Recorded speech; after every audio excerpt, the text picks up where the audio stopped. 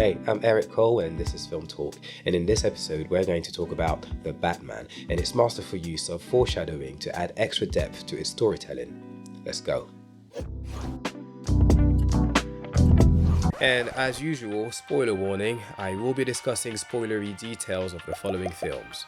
So March 2022, The Batman was released on the big screen and it did incredibly well. It made over $770 million on a budget of around $185 to $200 million, which is really impressive when you take into account all the hurdles The Batman had in its way. First, there was brand confusions with images and announcements round about the same period of 4 different actors playing the same character.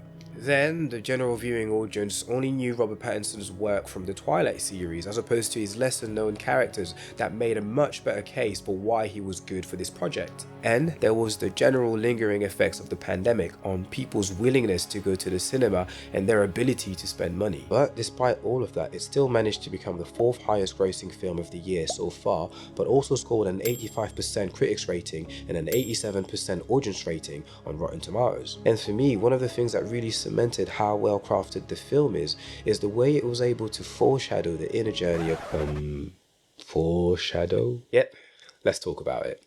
Foreshadowing is a literary device in which a writer or storyteller gives an advanced hint of what is to come later in the story. It creates cohesive storytelling and builds anticipation for a payoff. In The Incredibles, Syndrome's demise is foreshadowed by Edna's warning about capes. No capes! In Aliens, Ripley's final face-off is foreshadowed when she volunteers to work the power loader. In The Matrix, Neo's resurrection is foreshadowed by his raver friend. You're my savior, man. My own personal Jesus Christ. And The Batman manages to use cinematography, performance, pacing and theme to set up a foreshadow that delivers a poetic payoff. Bruce Wayne roams around Gotham City, beating up criminals, quoting vengeance as his motto. I'm vengeance. During his investigation of Mayor Don Mitchell's murder by the Riddler, Bruce observes Mitchell's now fatherless son from a distance. The scarred and helpless boy turns around and looks back at him. Having lost his parents in extremely similar conditions, Bruce is in a unique position to help the boy, to reach out. But he is vengeance.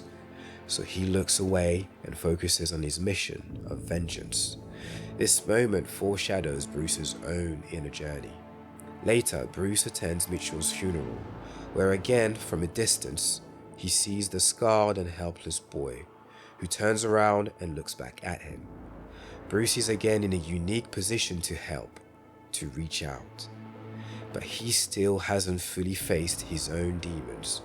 Inside, vengeance is what he is, what he knows, and what he understands. A second layer of foreshadowing of Bruce's inner journey. As the film reaches its climax, Bruce Wayne / the Batman is presented with the errors of his ways, both when he nearly loses Alfred, but also when one of the Riddler's fanatics likens their actions to those of the Batman by claiming, I'm vengeance. Bruce then understands the problem with being vengeance. It won't change the past. He has to become more, because the people need more.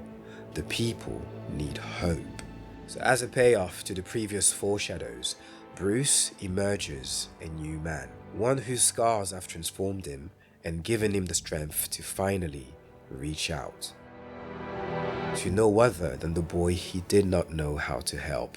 It is only then that he was able to become Gotham's savior, their guiding light in the darkest of nights.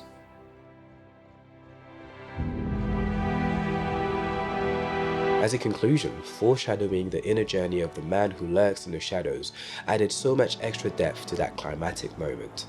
But what did you think about The Batman? Have you seen it? If so, where do you stand on the film and what do you think makes for great foreshadowing? Drop a comment below and let me know. And before I go, I want to share some great news. Some of you already know about my sci-fi short film, The First Time I Never Met You, that we shot earlier this year. Well, we're now picture locked and the music has been scored. We're currently working on the VFX, the color grading and the sound design, and I can't wait to be able to share The First Time I Never Met You with you. Make sure you sign up to our newsletter for some early updates on anything to do with the film's progress, release, screenings and more. The link is in the video description.